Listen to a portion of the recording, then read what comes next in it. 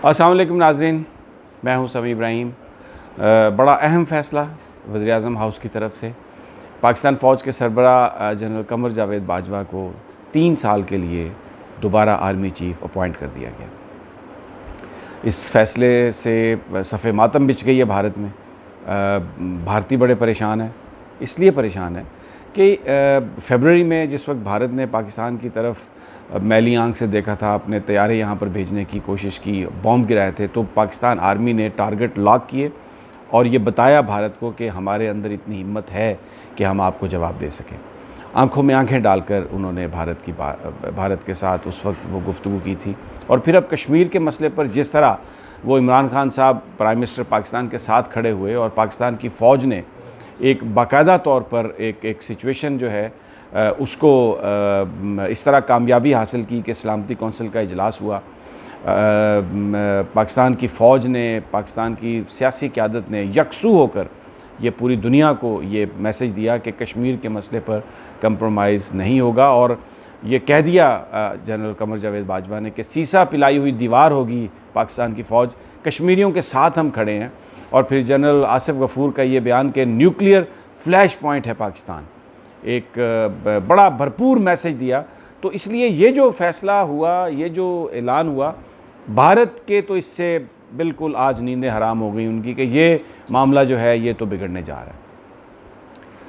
लेकिन ये एक्चुअली जो ये फ़ैसला था आर्मी चीफ़ की एक्सटेंशन का, तसव्वुर ये किया जा रहा था कि इसका ऐलान अक्टूबर में होगा।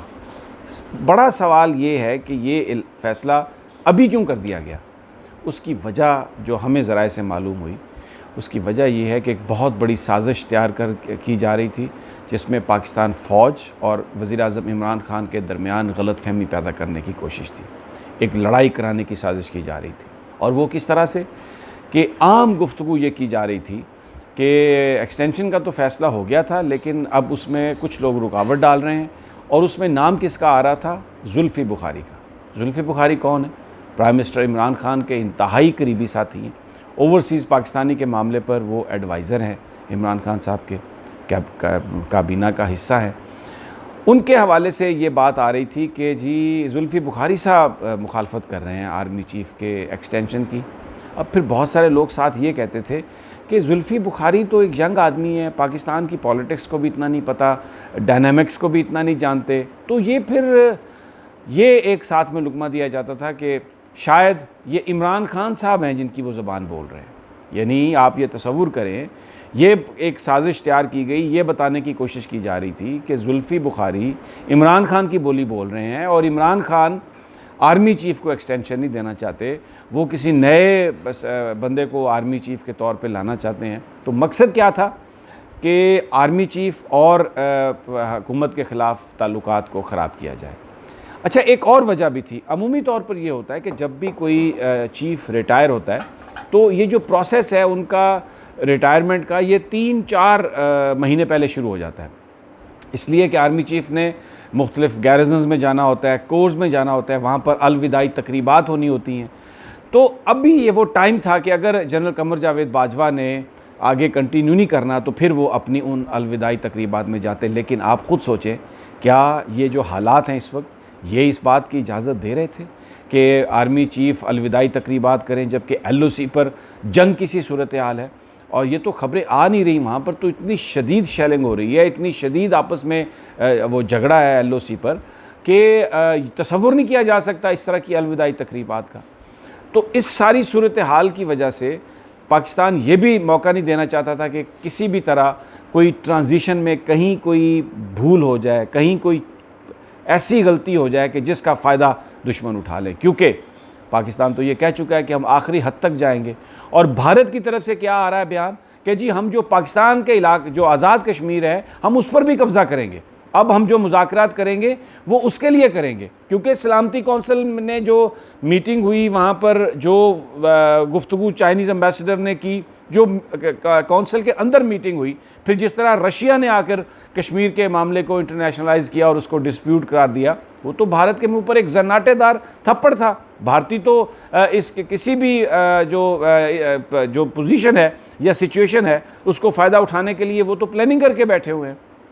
क्योंकि बहुत सारे लोग ये अभी प्रिडिक्ट कर रहे हैं, ये फियर है कि जैसे ही कर्फ्यू उठेगा कश्मीर से, वहाँ पर जो भारत ने मजालम का सिलसिला किया है, वहाँ से लाखों की तादाद में कश्मीरी मुहाजिरीन पाकिस्तान की तरफ धकेले जाएंगे, क्योंकि ये एक ग्रैंड प्लान का हिस्सा है भारत का कि कश्मीरियों को कम से कम 15-20 लाख कश्मीरियों को पाकिस्तान में भेज दिया जाए, और वहाँ पर जो दूसरी कौमियतों के लोग हैं, जो हिंदुस्तान के दूसरे इलाके में रहने बसने वाले लोग हैं, उनको यहाँ पर लाकर आबाद किया जाए।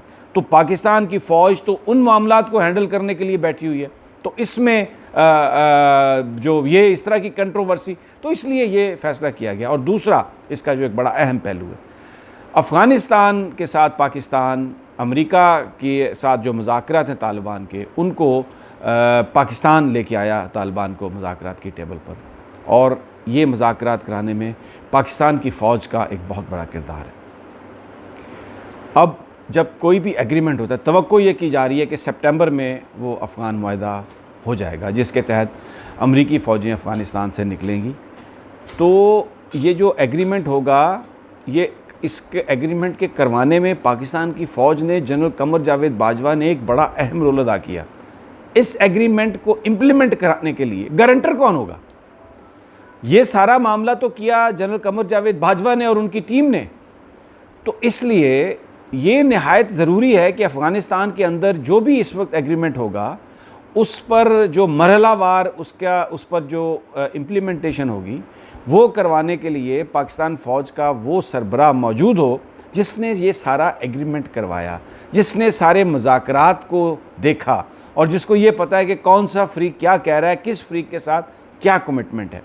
इसलिए ये जो कंटिन्यूटी का फ़ैसला किया इमरान खान साहब ने, ये बुनियादी तौर पर इसके ये मुहर्रिकात हैं। अब एक तो मैं अब जाते जाते आपको ज़रा ये भी बता दें हम, एक तो भारत में सफ़े मातम बिछ गई, दूसरा जाती उम्रा से बहुत चीखें बुलंद हो रही हैं, आहो बका।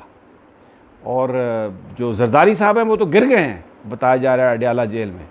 वो आम शाम मंगवाए थे उन्होंने, हालांकि आपको पता है शुगर भी है उन्हें, लेकिन वो जो बता रहे हैं हमारे सोर्सेज, वो तो गिर गए उस वक्त, उन उठने की हिम्मत नहीं रही उनमें। और जो मरियम बीबी हैं वो भी बहुत परेशान हुई, सारी की सारी।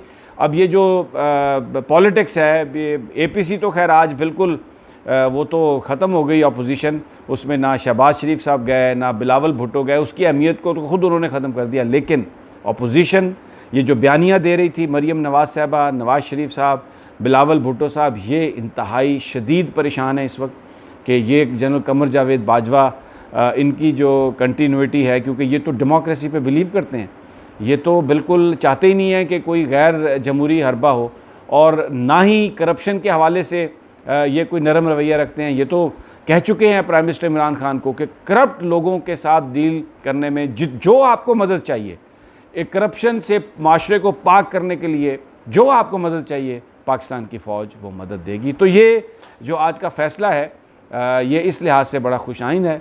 बहुत सारे लोगों के लिए बड़ी प्रॉब्लमेटिक है, लेकिन उनकी तादाद बहुत कम है। और मुझे ये लगता है कि पूरी दुनिया जो इस अफ़गानिस्तान में जो अमन चाहती है, जो इस वक्त, और फिर पूरी पाकिस्तानी कौम जो भारत को एक मुंह तोड़ जवाब देना चाहती है, वो सारे के सारे मुतमईन हैं। और बाकी कुछ लोग गैर मुतमईन जो जिनके बारे में मैं आपको बता चुका।